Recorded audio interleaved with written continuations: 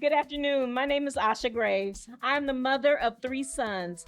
Parenting made me intentional about building community so my children and others have a place to belong and a foundation to grow from. I do this work for them.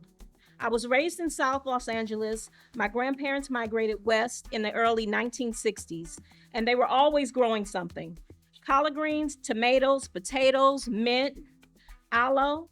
What they grew fed our family and our community. Less than a year ago, I opened a shared housing site named after my grandmother, Harper's House. It was more than just housing, it was legacy, responsibility, and care. Inside that home, I started to notice something. Men were arguing in the house meetings about food being taken. One resident shared that someone kept taking his last potato. He didn't want to make a big deal about it, but it kept happening. We all laughed at first because we could empathize.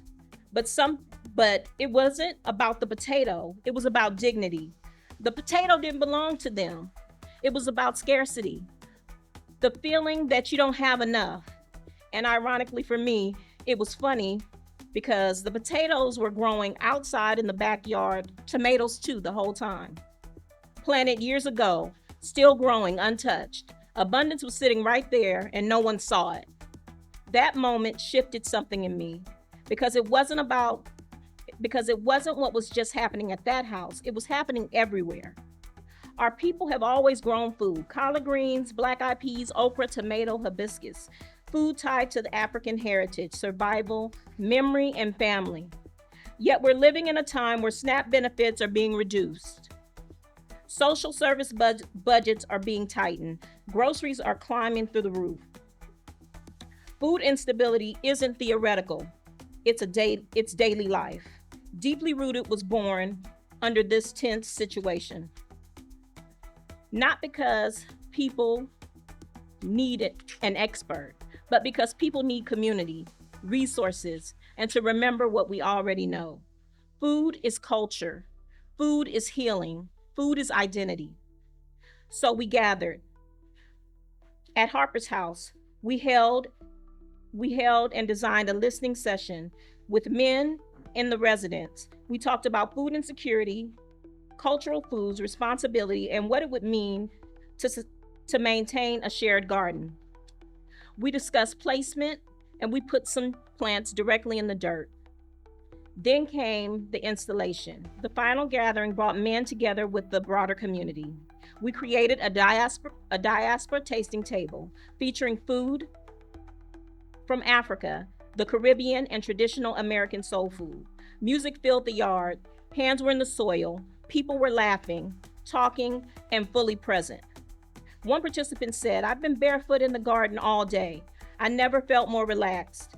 Another said, "I needed this. Being intentional about what we're growing, not just the garden, but our lives, was powerful. I didn't realize how much I needed this." A local painter painted live during the event, capturing the garden as we began to plant. A participant read an original story honoring her grandmother and the lemon tree she planted decades ago, a tree that still feeds our family today. People left with trees, plants, journals, and new relationships, a desire to grow something of their own.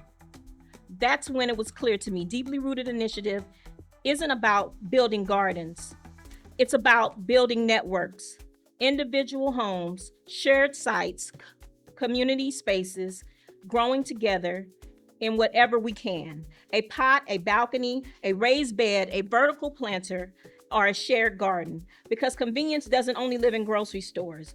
There's nothing more accessible, grounded, or healing than growing your own food in your own backyard or any available space. This is your invitation to a mindset shift from scarcity to abundance, from isolation to community, from consumption to cultivation. We feed ourselves, we nourish our families, we heal in the process. Next, I'm working on establishing a nonprofit so that resources can reach more people in the community regardless of income. Our goal is bold: 50 gardens in 1 year. Not by doing it alone, but by connecting people to knowledge, volunteers, cultural wisdom, and each other. Because the real resource isn't me, it's us. The neighbor who knows how to grow, the elder who remembers how to plant, volunteers willing to dig, communities willing to share. This is radical collaboration. And this is where you come in. Connect with deeply rooted initiatives, plant something, host a garden gathering, volunteer your skills, donate your resources, follow and stay connected. Start a garden, no matter how small. Grow food tied to the culture, tied to memory, tied to healing. Because when you cultivate what feeds the body and the soul at the same time, you don't just grow food, you grow stability, pride, connection, and legacy. Thank you.